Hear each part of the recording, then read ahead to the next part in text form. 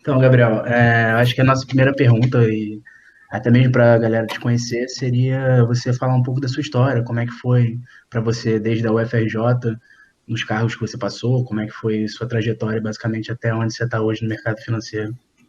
Legal. Bem, eu fiz engenharia mecânica no FRJ, me formei em 18, então ali no meio da faculdade, mais ou menos, me juntei ao pessoal da Liga de Mercado Financeiro, e aí foi bem bacana para me inteirar um pouco mais ali de como é que é o mercado, quais são as oportunidades, as possibilidades, conhecer alguns ex-estudantes, ex-alunos da UFRJ que estavam no mercado. Então isso foi muito bom para ver que realmente dá para fazer essa ponte, esse catch-up e fazer esse move. Eu fiquei quase 2 anos na liga, fiz um estágio no Private Equity do Modal, depois eu passei para um estágio no BTG, na área de back-office, né, com aquela proposta de vou estudar aqui para ir para o front depois. E eu sempre gostava de investment bank, era uma área que eu tinha bastante interesse nesse início de carreira. E aí eu comecei lá no BTG, fiquei na parte de funds, foi super bacana para aprendizado, entender um pouco como é que é a base ali do mercado financeiro. E aí eu estava estudando bastante, fiz um processo interno, passei para o investment banking em São Paulo, no BTG mesmo.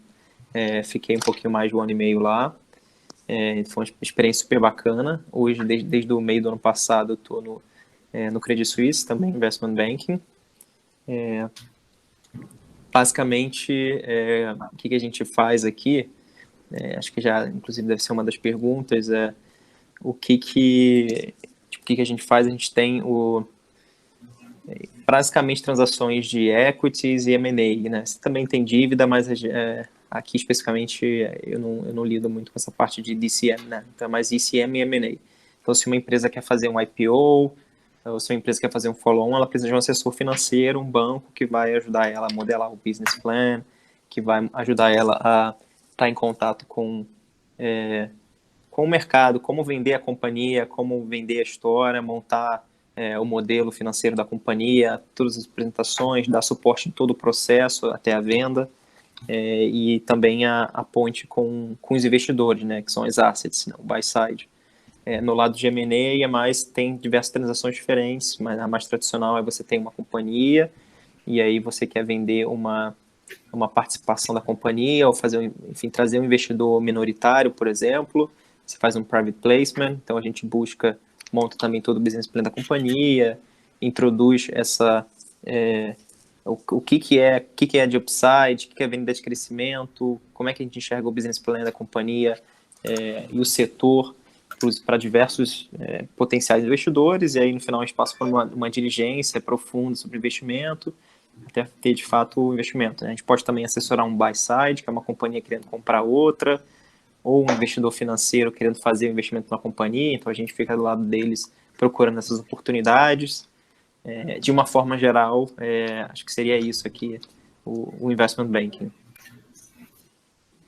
Beleza. Só recapitulando, Gabriel, só para o pessoal entender um pouco melhor, né, quem não tem muito entendimento ali de alguns jargões que a gente utiliza, você pode explicar um pouco melhor como é que é esse processo de IPO da empresa, como é que ele funciona?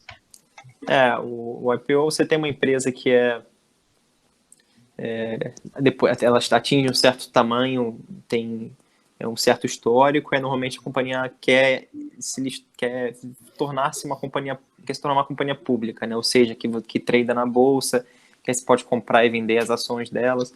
Isso tem algumas vantagens, mais de você ter uma governança mais uma governança mais de alto nível, né? Porque as empresas, para elas serem listadas, elas têm que passar diversos requisitos regulatórios da CVM, da B3. Então, são companhias geralmente que têm um nível de governança um pouco maior. Isso também facilita a própria companhia a ter acesso ao mercado de capitais como um todo. Se ela quiser emitir uma dívida, geralmente ela consegue num custo mais baixo. Então, tem algumas vantagens assim, de ser uma companhia listada. Então, é um processo natural de muitas companhias optarem, depois de atingir um certo tamanho, fazer um IPO, né? E nos últimos 2, 3 anos, nos últimos 2 anos principalmente, algo que o mercado está super aquecido, assim, de listar novas companhias na Bolsa de Valores. Então, agora fazendo uma pergunta um pouco mais específica ainda dentro desse rol, tendo em vista que você lida tanto com buy side quanto com sell side, como é que você analisa, por exemplo, o fluxo de caixa de uma empresa, e como que isso te ajuda a fundamentar a sua decisão de compra, de venda ou até mesmo de precificação? Isso Legal. é um pouco relevante? Como que funciona? É um instrumento super importante aqui, né? O DCF, outras métricas ali de fluxo de caixa descontado, né? Você pode fazer o Free Cash Flow to Firm, to Equity, Discount Dividend Models, basicamente métodos que a gente projeta um fluxo de caixa e atribui um valor ao equity dessa companhia. A gente usa isso bastante, é super importante, um pouco diferente do buy side. Aqui a nossa perspectiva não é chegar num preço-alvo de uma ação, embora tenha muitas semelhanças de, por exemplo, a gente tem uma companhia, a gente quer vender essa companhia, então tem que ter um valor atribuído a isso, né? Como é que a gente mensuraria esse valor? Então, a gente fazer um DCF, né, fluxo de caixa descontado, é uma forma da gente quantificar o que a gente enxerga que é o valor dessa companhia hoje, né? O que a gente enxerga que essa companhia vai gerar de caixa numa faixa de 5 a 10 anos, dependendo aí, normalmente. Então, a gente tem que projetar como é que a gente vê a receita crescendo, como é que a gente vê os custos crescendo, como é que o que a companhia vai precisar de CAPEX para investir, essa companhia eventualmente vai precisar levantar uma dívida. Então, a gente monta essas projeções com base no que o management da companhia acredita, com base em como é que a gente enxerga esse crescimento do setor, algumas premissas macro, por exemplo, e aí, com isso a gente vai ter uma projeção de alguns anos de fluxo de caixa da companhia ali para frente. A gente traz isso a valor presente, né, aplica uma taxa de desconto que é basicamente relacionada, dentre outros fatores, ao risco de mercado, o Equity Risk Premium, que a gente vê para aquele...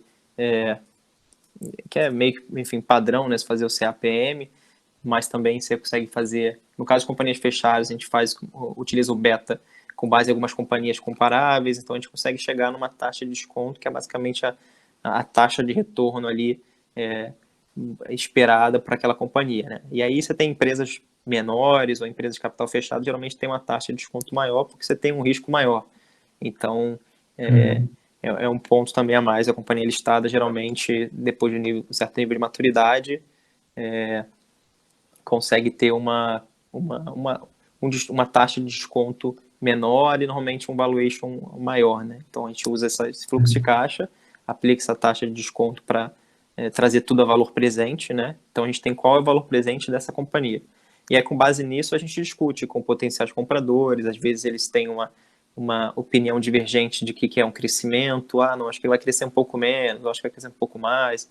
E aí tem algumas rodadas de, enfim, dúvidas e Q&As para ele falar, não, beleza, então, na minha visão de comprador, eu acho que o fluxo, o valor da companhia é tanto.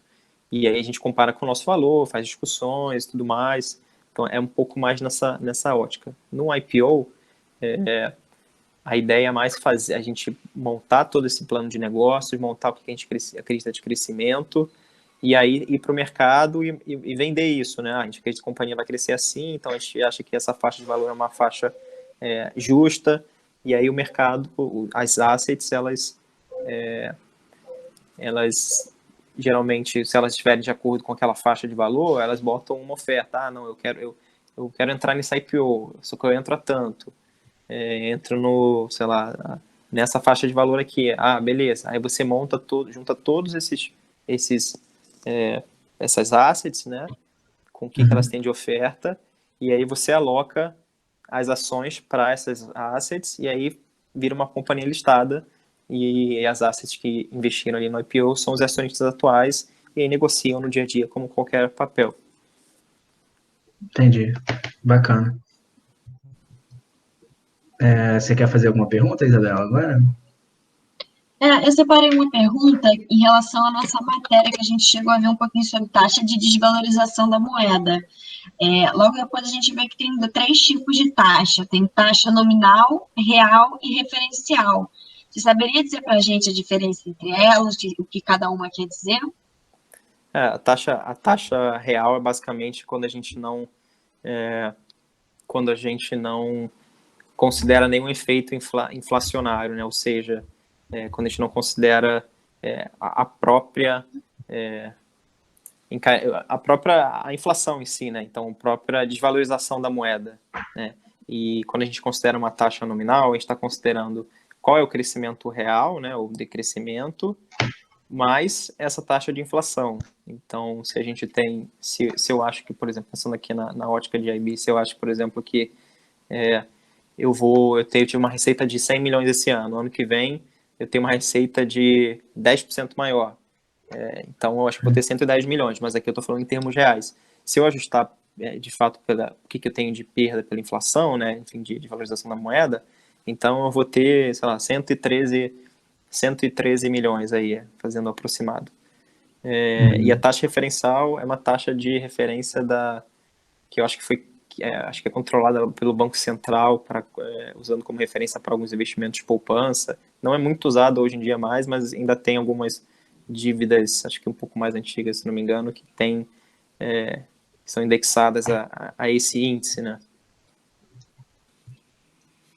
Entendi, muito obrigada. Nada.